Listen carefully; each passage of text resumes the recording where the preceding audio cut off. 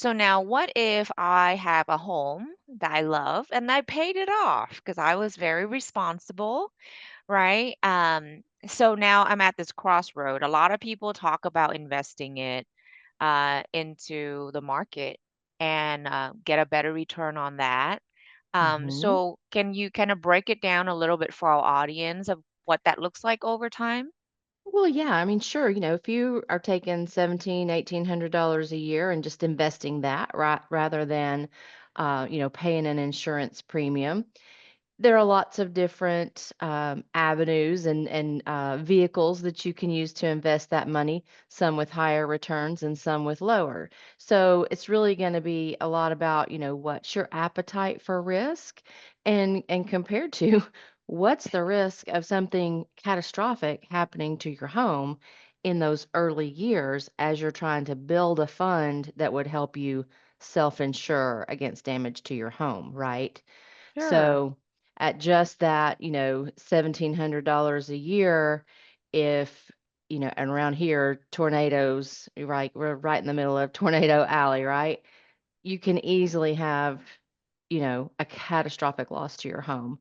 If you got a $300,000 loss, how long is it going to take you to have built up that kind of savings fund to be able to make the repairs to your home, and where are you going to be while the home is getting repaired, and how are you going to pay for that as well? There's so many things to consider that I think the by and large the average Joe who's kind of complaining out there on social media these days doesn't really think about what all of the impacts could be to not having a traditional homeowner's policy.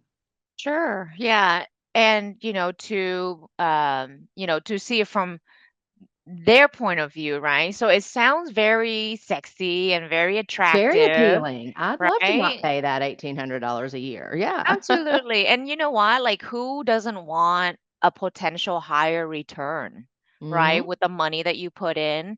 And then, of course, at the end of the day, Christy, if that's my money, instead of spending that $1,800 or that $1,700 to, give it to the insurance company, that's my funds. I get to keep it. And so it gives me that control and that flexibility, right? Right. And then plus, I don't have to pay for things that I don't need, Not right? using, right, So, yep. so let's dig into that. So we know that there are potential financial ruins, like you mentioned, right? If you get hit by a tornado, that cost could be very catastrophic. It could be very large, and plus there are a bunch of other missing coverages that we don't have.